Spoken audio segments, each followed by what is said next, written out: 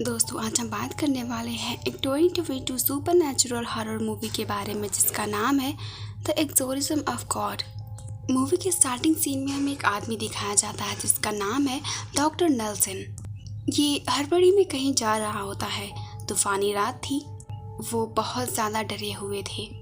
वो बार बार ईश्वर को याद कर रहे थे। उनकी गाड़ी जाकर रुकती है एक चर्च के सामने जहाँ फादर पीटर जैसे उनके लिए ही इंतज़ार कर रहे थे।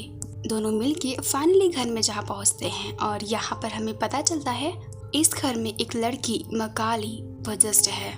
शैतान ने उसकी हालत बिल्कुल ख़राब कर दी है। इसमें नेल्सन कुछ नहीं कर सकता। इन सबको रोकने का सिर्फ एक ही तरीका है और वो है एक्सोर्सिज्म। लेकिन इसके लिए जो नॉलेज और ट्रेनिंग चाहिए वो फादर पीटर के पास नहीं है। वो लंदन में अपने सीनियर फादर माइकल को कॉल करते हैं परमिशन लेने के लिए, लेकिन उन्हें डायरेक्टली मना कर दिया जाता है क्योंकि फादर माइकल जानते थे कि एक्सोर्सिज्म कोई बच्चों का खेल नहीं है। फादर पीटर के पास इसका कोई भी एक्सपीरियंस नहीं है। वो इस शैतान से लड़ नहीं पाएंगे। मगर पीटर नहीं सुनते। मकाली को ऐसे तड़पते हुए देखकर वो सहन नहीं कर पाते, तो वो अपनी लिमिटेड उनके पास जितना ही नॉलेज था वो उसी से एक्सोर्सिज्म स्टार्ट कर देते हैं। मगर इसका नतीजा बहुत बुरा होता है। उनके वीक प्रेयर से शैतान का तो कुछ भी नहीं बिगड़ता, उल्टा वो खुद शैतान की जाल में फंस जाते हैं। असल में इस शैतान को पता चल चुका था फादर पीटर के दिल में मकाली के लिए इमोशंस हैं जो कि पाप है, तो उसने इसी का फायदा उठाया। सबसे पहले उसने मकानी के शरीर का इस्तेमाल करके पीटर को सिड्यूस किया। फिर पीटर को पोजेस कर लिया और मकाली का रेप करवा दिया। पीटर खुद को बहुत कोशिश कर रहा था संभालने की, लेकिन उसके ऊपर खुद का कोई कंट्रोल ही नहीं था। लेकिन ठीक इसके बाद ही उस शैतान ने मकाली को छोड़ दिया। सबको लगने लगा कि फादर पीटर एक सेंट है। उनका एक्सोर्सिज्म सक्सेसफुल रहा, लेकिन वहाँ पर जो हुआ वो खुद उसे नहीं समझ में आया, जो किसी को नहीं पता चला। इन सब का सिर्फ एक ही विटनेस रहा, वो कैमरा जिसमें सब कुछ रिकॉर्ड हो चुका था और खुद को बचाने के लिए पीटर ने उसे छुपा दिया था। अब सीन शिफ्ट होता है और हमें 18 साल बाद का सीन दिखाया जाता है। अभी फादर पीटर मैक्सिको के कंट्री साइड में रहते हैं। वहाँ पर एक ऑर्फनेज की इंचार्ज है। वो वहाँ पर पूरे गांव का ख्याल रखते हैं और वहाँ के छोटे छोटे बच्चों का भी। जितना हो सके वो गांव वाले की मदद करते हैं, इसलिए गांव वालों के लिए वो किसी गॉड से कम नहीं है। और इसी दौरान एक लेडी उनसे मिलने आई। उनका बेटा फिलिपिन बहुत बीमार है। वो बीमार है, उससे बहुत तेज बुखार है, उसके शरीर पर अजीब अजीब से रैसेस है और इतना ठंड होने के बावजूद भी उसे बहुत पसीना आ रहा है। और सिर्फ ये ही क्यों, पता चलता है कि गांव के और भी बहुत सारे बच्चे इसी तरह से बीमार पड़े हैं। सबकी हालत एक जैसी है। डॉक्टर नेल्सन अपनी पूरी कोशिश कर रहे इन बच्चों को बचाने की, लेकिन वो कुछ नहीं कर पा रहे। हॉस्पिटल में ना ही खाना है और ना ही मेडिसिन। ऑलरेडी 4 बच्चों की मौत हो चुकी है। यहाँ पर जो हो रहा था ये सिचुएशन बिल्कुल भी कंट्रोल में नहीं था, तो फादर पीटर को ये लगने लगा था कि ये सब उनकी वजह से हुआ है, उन्हीं के काले करतूतों का। वो डिसाइड करते हैं कि गॉड के सामने जाकर वो अपनी सारी गलतियां कन्फेस कर लेंगे। इसका बोझ उन्हें और नहीं सहन हो रहा। डॉक्टर नेल्सन उनके एक अच्छे फ्रेंड हैं। वो उन्हें समझाते हैं कि जो कुछ भी हुआ उसमें उनकी कोई गलती नहीं थी, वो तो शैतान के कब्जे में थे ना। मगर पीटर जानते हैं कि उनके दिल का खोट ही उन्हें ले डूबा। तो अगले दिन वो उस वीडियो टेप को ले जाते हैं और मिलते हैं बिशॉप से, लेकिन वो उन्हें वो वीडियो रिकॉर्डर दे नहीं पाते क्योंकि अगर उन्होंने ये सब बता दिया होता तो शायद डोनेशन के टाइम पर उन्हें इतने सारे पैसे नहीं मिलते। उन्होंने चुपचाप सारे पैसे ले लिए और मैक्सिको वापस जाने की तैयारी करने लगे और वो सारे पैसे बच्चों के इलाज में लगा दिया। सब कुछ सही जा रहा था, मगर पीटर खुद को अंदर ही अंदर और माफ नहीं कर पा रहे थे। हर रात अंदर वो खुद से ही लड़ रहे थे। एक रात जब वो प्रेयर कर रहे थे तो उन्हें कोई भारी चीज गिरने की आवाज आती है।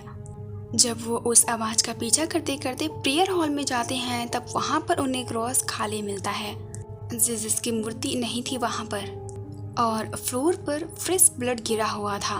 अचानक वहाँ के एक कॉर्नर से किसी की रोने की आवाज आने लगती है। पास जाने पर वहाँ पर खुद पीटर को जीसस दिखता है, लेकिन पोजेस्ड हालत में। वो खून के आंसू रो रहे थे और उनकी आंखों में शैतानपन दिख रहा था। भगवान के बेटे की ऐसी शैतानी रूप देखकर वो बहुत डर जाते हैं। लेकिन कुछ देर में पीटर को पता चलता है कि ये तो भगवान है ही नहीं, ये तो बस एक शैतान है। वो शैतान पीटर पर हमला कर देता है और जैसे ही पीटर चिल्लाने की कोशिश करते हैं वो सपना देख रहे थे। उन्हें ये नाइटमेयर पिछले कई रातों से आ रहे हैं और जिसकी वजह से वो ठीक से सो नहीं पाते। उसी वक्त एक फेमस प्रिजन में, जहाँ पर फेमस प्रिजनर को रखा जाता है, वहाँ पर एक बहुत बुरा हादसा होता है।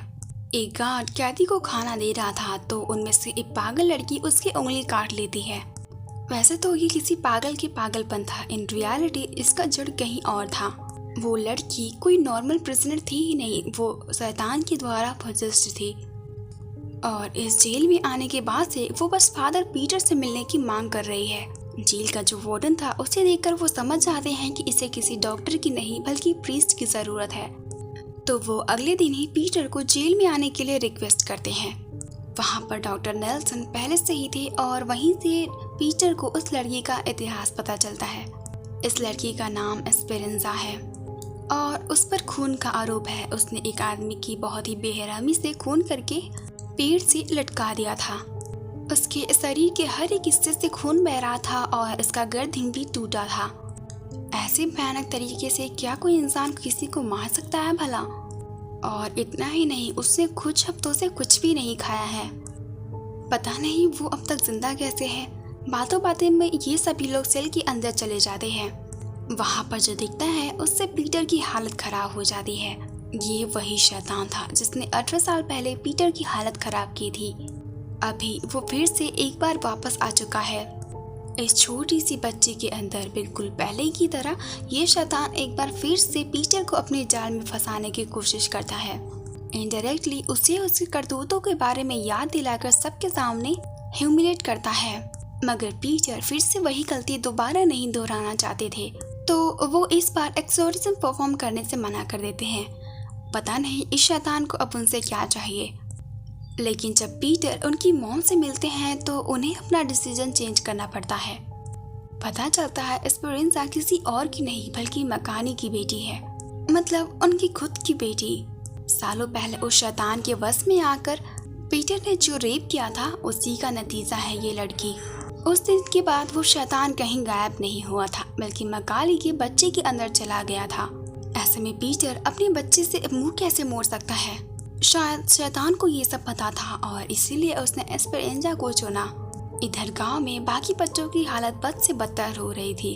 जब फेलिंस को डॉक्टर बचा नहीं पाए, कई बार कोशिश करने के बाद भी उन्हें ये नहीं पता चला कि आखिर बच्चों को हो क्या रहा है, तो पीटर समझ के जरूर इसके पीछे शैतान का हाथ है, क्योंकि वो भी बच्चों के बारे में ही बोल रहा था। इस पॉइंट पे पीटर डिसाइड करते हैं कि वो एक बार फिर से कोशिश करेंगे। वो खुद जाकर अपनी शॉप से परमिशन भी ले आते हैं। पिछली बार की तरह इस बार कोई प्रॉब्लम नहीं होती, मगर प्रॉब्लम कहीं और थी। वो शैतान धीरे धीरे पीटर पर हावी हो रहा था। हर रात उसे नाइटमेयर आ रहे थे जहाँ पर जीसस क्राइस्ट पोजेस्ड हालत में उसे मारने की कोशिश कर रहे थे।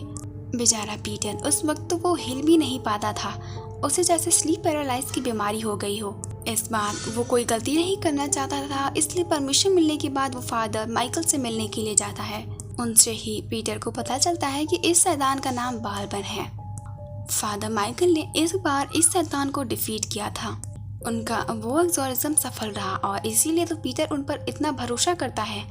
वो कहते हैं कि ये शैतान बहुत शक्तिशाली है, इतना कि उसने 2000 साल पहले जीसस को पोजेस्ट करने की कोशिश किया था। भले ही वो उस वक्त सक्सेसफुल नहीं हुआ था, लेकिन तभी से उनकी जंग चल रही है। पीटर को हर हाल में सावधान रहना होगा। इस शैतान से लड़ना कोई आसान बात नहीं है। उन्हें अपना दिल और दिमाग क्लीन रखना होगा, नहीं तो उस पर उसका प्रेयर कोई काम नहीं करने वाला। इसी बात का तो डर है। पीटर को पता है कि वो क्लीन नहीं है।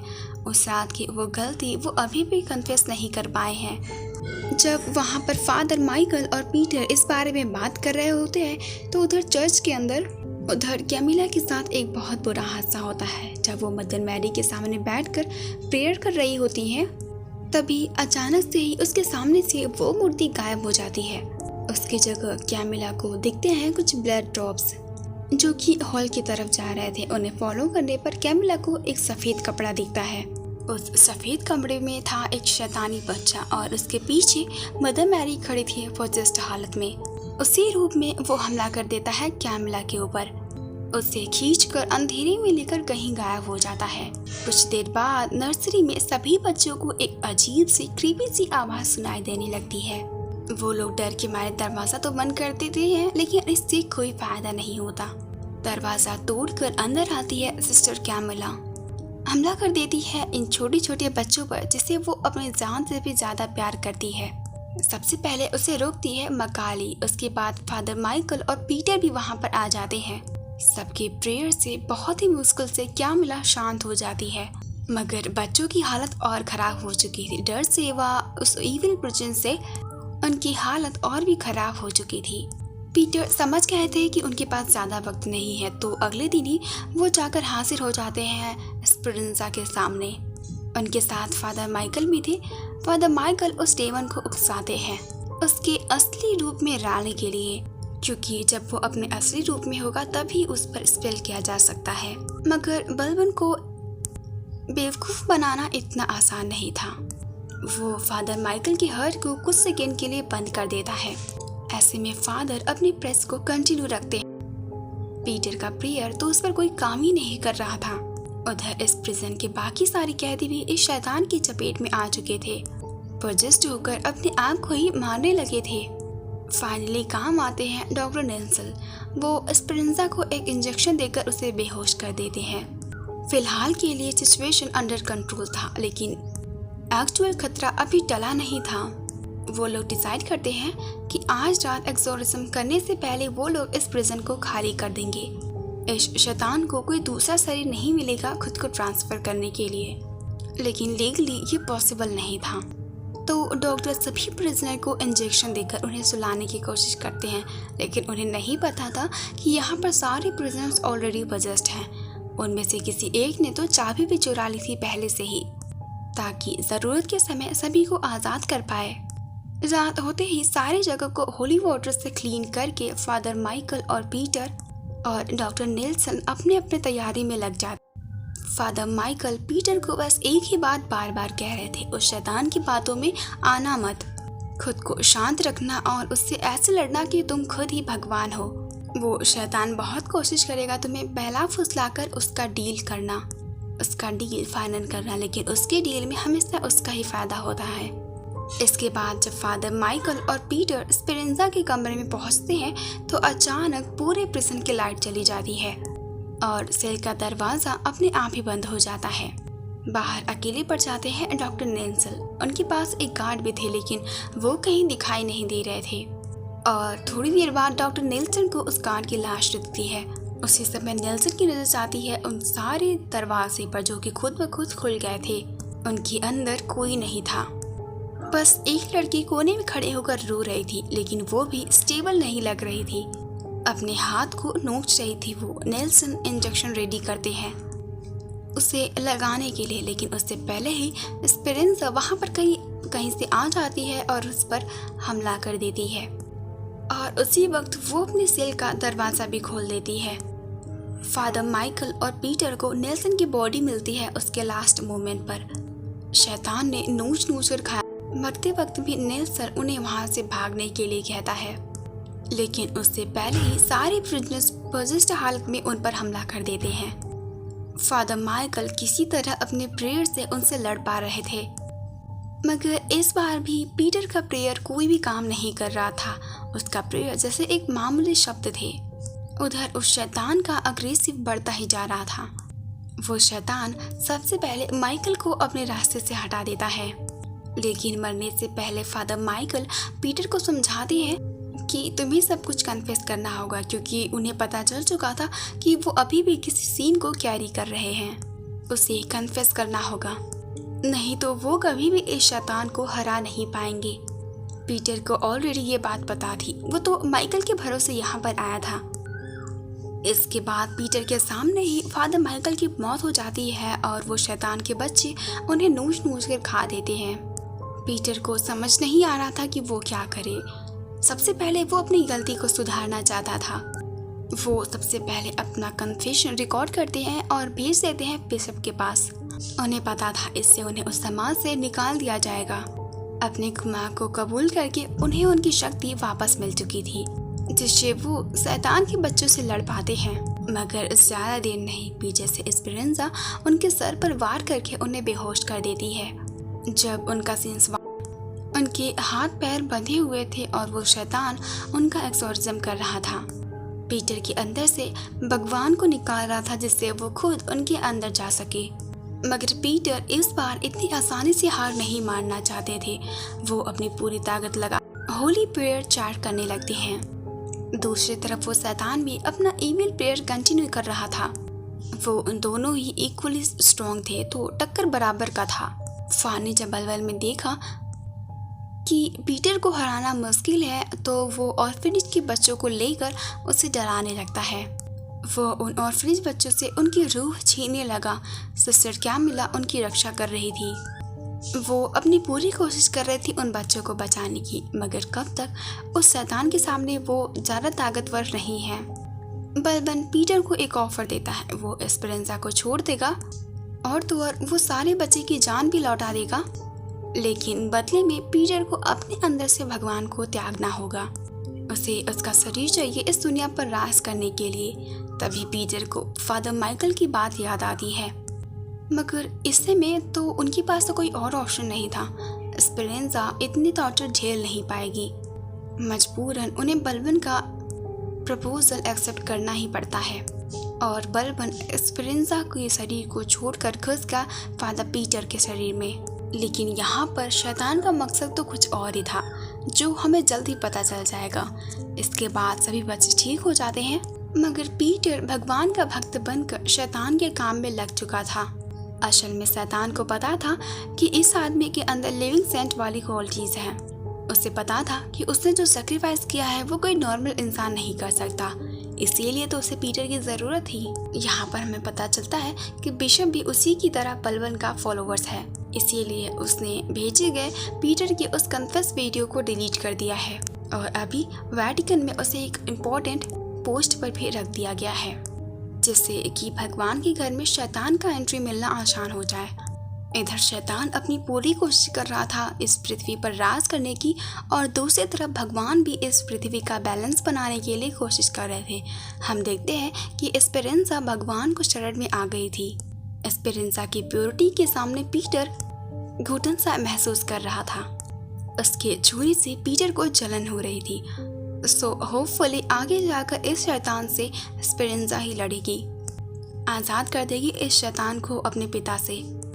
और इसी के साथ ये मूवी यहीं पर एंड हो जाती है। ओवरऑल मुझे ये मूवी बहुत अच्छी लगी। बहुत दिन बाद मुझे ऐसा स्टोरी देखने को मिली है।